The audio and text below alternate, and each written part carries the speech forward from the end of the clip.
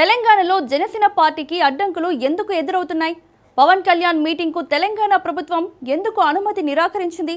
తెలంగాణ అధికార పార్టీ నేతలు పవన్ కళ్యాణ్ క్షమాపణ చెప్పాలని ఎందుకు డిమాండ్ చేస్తున్నారు? పవన్ కళ్యాణ్ చేసిన వ్యాఖ్యలే తెలంగాణలో జనసేన ఎంట్రీకి అడ్డంకిగా మారిందా? అసలు తెలంగాణలో పార్టీ బలోపేతానికి పవన్ కళ్యాణ్ వ్యూహం ఏంటి? తెలంగాణ రాజకీయాల్లో పట్టు కోసం ఎలాంటి ప్రయత్నాలు చేయబోతున్నారు? ఇంతకు తెలంగాణలో జనసేనకు ఎలాంటి అవకాశాలున్నాయి లేదా ఎలాంటి సవాళ్లు ఎదురుకాబోతున్నాయి? Let's watch.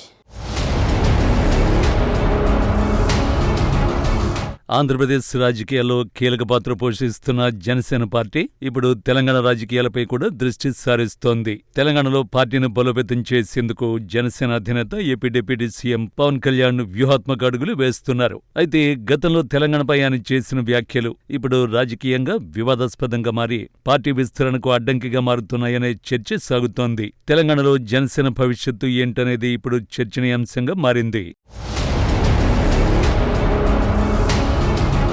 దక్షిణాది రాష్ట్రాల్లో జనసేన పార్టీని విస్తరించేందుకు ఆ పార్టీ అధినేత పవన్ కళ్యాణ్ వ్యూహాత్మకంగా అడుగులు వేస్తున్నారు. ఇప్పటికే కేరళ, కర్ణాటక వంటి రాష్ట్రాల్లో పార్టీని విస్తరించేందుకు అవకాశాలపై ఆయన దృష్టి సారించారు. అలాగే సాటి తెలుగు రాష్ట్రమైన తెలంగాణలో కూడా జనసేన పార్టీని బలోపేతం దిశగా అడుగులు వేయిస్తున్నారు. జనసేన పార్టీ ఆవిర్భావం తెలంగాణలో జరిగినప్పటికీ పవన్ కళ్యాణ్ ఏపీ రాజకీయాలపైనే ఇప్పటి వరకు ప్రత్యేక దృష్టి సారించారు. ఏపీలో ప్రస్తుతం జనసేన అధికార కూటమిలో భాగస్వామ్యం కావడంతో ఇప్పుడు ఇతర రాష్ట్రాలపై ఫోకస్ పెడుతున్నారు పవన్. అందులో భాగంగా తెలంగాణలో నవనిర్మాణ సంకల్ప సభ పేరుతో సభ పెట్టేందుకు పవన్ కళ్యాణ్ ఏర్పాట్లు చేసుకున్నారు. అయితే తెలంగాణ పోలీసులు పవన్ సభకు అనుమతిని నిరాకరించారు. తెలంగాణ వ్యాప్తంగా రాష్ట్ర ఆవిర్భావ దినోత్సవ వేడుకలు జరుగుతున్న నేపథ్యంలో అనుమతి ఇవ్వలేమంటూ పోలీసులు స్పష్టం చేశారు.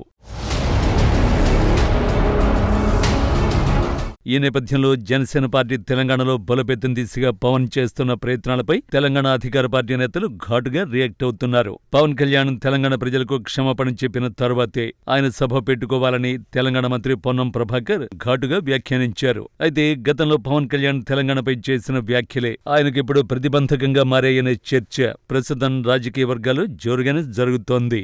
తెలంగాణ రాష్ట్రం ఏర్పాటు కావడంతో తాను 11 రోజుల అన్నం తినడం మారేశాను అంటూ గతంలో పవన్ కళ్యాణ్ చేసిన వ్యాఖ్యలు రాజకీయంగా సంచలనంగా మారాయి. మరోవైపు ఏపీలో డిప్యూటీ సీఎంగా పదవి బాధ్యతలు చేపట్టిన తర్వాత కోనసీమ జిల్లాలో పవన్ పర్యటించారు.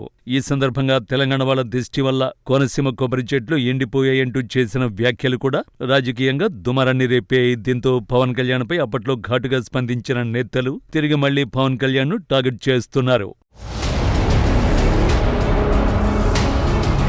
పవన్ కళ్యాణ్ సభ నేపథ్యంలో టీఆర్ఎస్ అధ్యక్షురాలు కవిత కూడా ఆయనపై ఫైర్ అయ్యారు.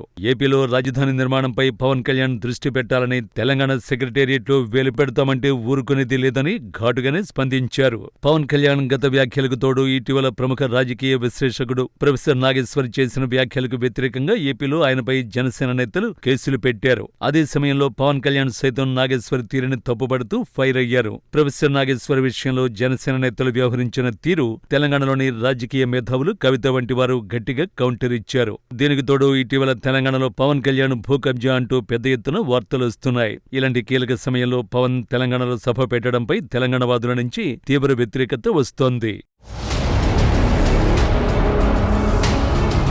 ఇక తెలంగాణలో పవన్ కళ్యాణ్ పార్టీ బలోపేతంపై ఇంత గట్టిగా ఫోకస్ పెట్టడం వెనుక భారీ స్కెచ్ ఉందంటున్నాయి రాజకీయ వర్గాలు. త్వరలో గ్రేటర్ హైదరాబాద్లో ఎన్నికలు నిర్వహించేందుకు ప్రభుత్వం సిద్ధమవుతోంది. ఈ ఎన్నికల్లో పోటీ చేసి సత్తా చాటడం ద్వారా తెలంగాణలోనూ పార్టీని బలోపేతం చేయాలని భావిస్తున్నారట పవన్.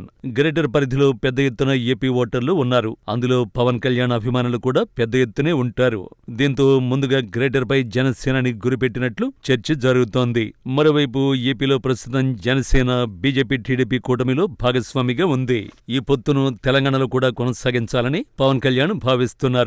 అయితే తెలంగాణలో మాత్రం కేవలం బీజేపీతో మాత్రమే కలిసి గ్రేటర్ ఎన్నికల్లో పోటీ చేసే ఛాన్స్ ఉన్నట్లు తెలుస్తోంది. తెలంగాణలో టీడీపీతో పొత్తుకు బీజేపీ కూడా సిద్ధంగా లేదనే ప్రచారం జరుగుతోంది. ఇటీవల ప్రధాని మోదీ హైదరాబాద్లో CM Chandrababu, deputy CM Pawan Kalyan ఇళ్లకు వెళ్లడం సీమాంధ్ర ఓట్లను తమ వైపు తిప్పుకోవడంలో వ్యూహమే అనే ప్రచారం జరుగుతోంది. తెలంగాణలో జనసేన విస్తరణకు అవకాశాలు ఉన్నాయని ఒక వర్గం భావిస్తుంటే గత వ్యాఖ్యల కారణంగా పార్టీకి సవాళ్లు కూడా ఎదురవుతాయని మరో వర్గం విశ్లేషిస్తోంది. రాష్ట్ర విభజన సమయంలో ఏపీ తెలంగాణ ప్రజలు నేతల మధ్య విభేదాలు ఉన్నా రాష్ట్ర విభజన తర్వాత ఆ విభేదాలు అంతగా లేవు. గతంలో కేసీఆర్ సైతం బీఆర్ఎస్ పార్టీని ఇతర రాష్ట్రాల్లో విస్తరించేందుకు ప్రయత్నాలు చేశారు.